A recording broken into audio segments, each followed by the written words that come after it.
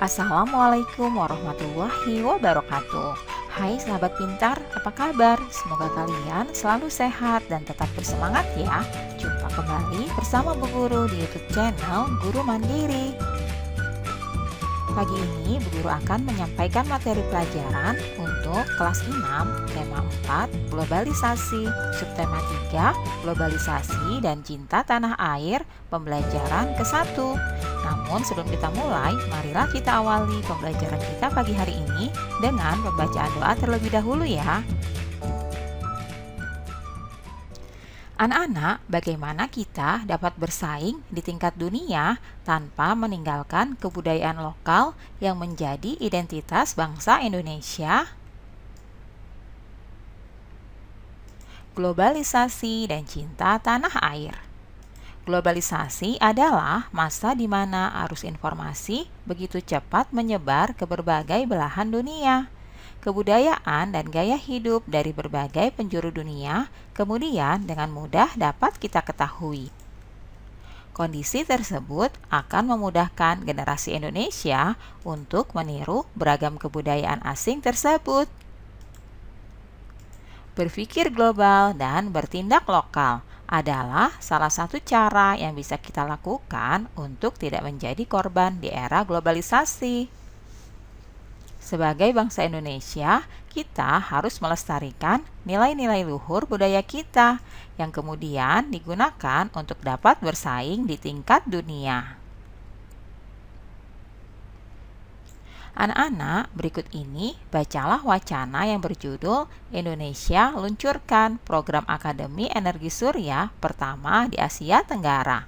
Departemen Teknik Elektro Fakultas Teknik Universitas Indonesia atau FTUI meluncurkan Solar Academy pertama di Asia Tenggara, yaitu Institusi Pendidikan dan Pelatihan Tenaga Surya. Peluncuran ini ditandai dengan penyelenggaraan seminar Solar Energy for Our Future pada Selasa 24 Juli 2012 di Universitas Indonesia.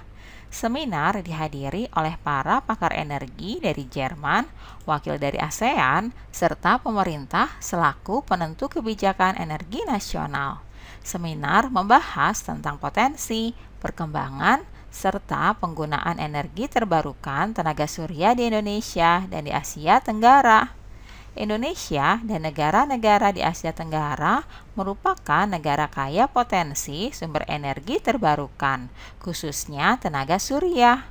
Namun, potensi pemanfaatan tenaga surya tersebut belum optimal. Sel surya merupakan lempengan tipis terbuat dari silikon yang dapat mengubah langsung cahaya matahari menjadi energi listrik. Lempengan sel surya tersebut diberi muatan positif dan muatan negatif. Saat cahaya mengenai lempengan tersebut, kemudian akan memicu muatan positif untuk bertemu dengan muatan negatif sehingga terjadilah arus listrik. Saat ini, penggunaan sel surya masih terbatas hanya dalam skala kecil seperti pada barang-barang elektronik dan sebagai pembangkit listrik pada daerah-daerah yang masih sulit dijangkau oleh jaringan listrik. Terbatasnya pengguna sel surya dikarenakan biaya untuk membuat lempengan silikon cukup tinggi. Dengan perkembangan teknologi, diharapkan dapat ditemukan cara untuk meningkatkan efisiensi kerja dari sel surya. Pendirian Akademi Surya ini merupakan wujud nyata kepedulian Universitas Indonesia yang diharapkan dapat menjawab permasalahan bangsa Indonesia mengenai krisis energi saat ini. Usaha mencari sumber energi alternatif yang bersih, tidak berpolusi, aman, dan dengan persediaan yang tidak terbatas sebagai pengganti bahan bakar fosil perlu terus diupayakan. Di antaranya adalah energi surya. Di era globalisasi ini, dengan adanya kebutuhan energi yang makin besar, penggunaan sumber energi listrik yang beragam tampaknya tidak bisa dihindari. Nah, anak-anak, coba kalian tuliskan informasi penting tersebut dalam setiap paragraf pada diagram berikut ini ya. Pada paragraf pertama, yaitu topik masalah. Departemen Teknik Elektro Fakultas Teknik Universitas Indonesia atau FTUI meluncurkan Solar Academy pertama di Asia Tenggara, yaitu Institusi Pendidikan dan Pelatihan Tenaga Surya. Selanjutnya, paragraf kedua, yaitu deret penjelas. Sel surya merupakan lempengan tipis terbuat dari silikon yang dapat mengubah langsung cahaya matahari menjadi energi listrik.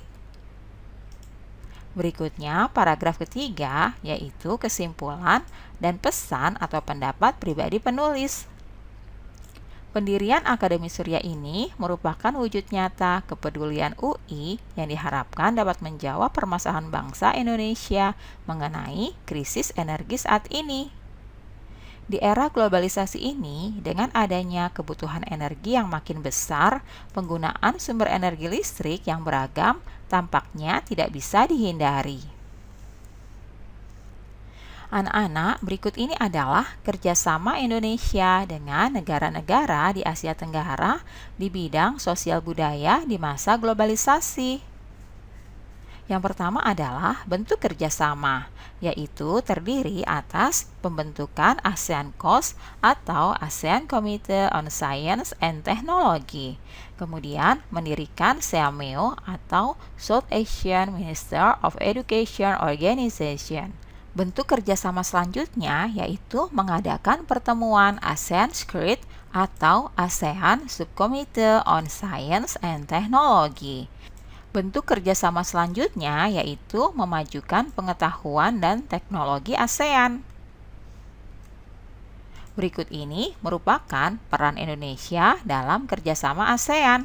Di antaranya adalah berperan dalam pembentukan ASEAN COS, menjadi anggota aktif SEAMEO, menjadi tuan rumah ASEAN SCRIT, berbagi fasilitas antara negara anggota ASEAN untuk perkembangan iptek, mendirikan Solar Academy untuk pendidikan dan pelatihan tenaga surya, serta melakukan pertukaran pelajar ASEAN. Itulah kerjasama Indonesia dengan negara-negara di Asia Tenggara di bidang sosial budaya di masa globalisasi. Anak-anak, di era globalisasi ini semakin banyak teknologi canggih yang ditemukan. Hampir seluruh penemuan tersebut menggunakan energi, khususnya energi listrik. Namun, akhir-akhir ini pasokan energi semakin berkurang akibat semakin menipisnya sumber energi untuk memproduksi listrik seperti minyak bumi, gas, batu bara, dan panas bumi. Salah satu cara yang dapat kita lakukan adalah mencari sumber energi alternatif yang bersih, aman, bebas polusi, dan selalu tersedia tanpa batas. Salah satu bentuk energi alternatif tersebut adalah sel surya. Kamu telah membaca sedikit informasi tentang prinsip dasar dari cara kerja sel surya. Sekarang, coba kalian amati ya cara kerja panel listrik tenaga surya berikut ini. Lalu diskusikan bersama teman tentang proses kerja sel surya. Berikut ini adalah cara kerja panel listrik tenaga surya. Kalian perhatikan gambar berikut ini baik-baik ya. Nah, proses kerja panel surya itu adalah ketika panel surya terkena cahaya matahari, muatan listrik dan negatif pada lempengan silikon panel surya akan bertemu. Hal ini kemudian menghasilkan energi listrik. Listrik dari panel surya akan mengalir menuju electric control system. Di dalam electric control system terdapat komponen berupa controller, baterai, dan inverter.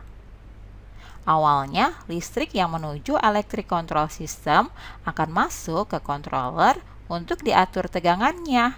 Controller ini juga berfungsi untuk memutus arus listrik ketika baterai sudah penuh. Setelah dari controller, listrik kemudian disimpan pada baterai. Ketika digunakan, listrik pada baterai akan mengalir dahulu ke inverter dan dinaikkan tegangannya menjadi 220 volt sehingga dapat digunakan untuk mengoperasikan peralatan elektrik maupun elektronik. Itulah proses kerja dari panel surya ya anak-anak. Demikianlah pembelajaran kita pada pagi hari ini. Semoga bermanfaat untuk kalian semuanya. Sampai jumpa lagi pada video pembelajaran selanjutnya. Salam sehat dan tetap semangat.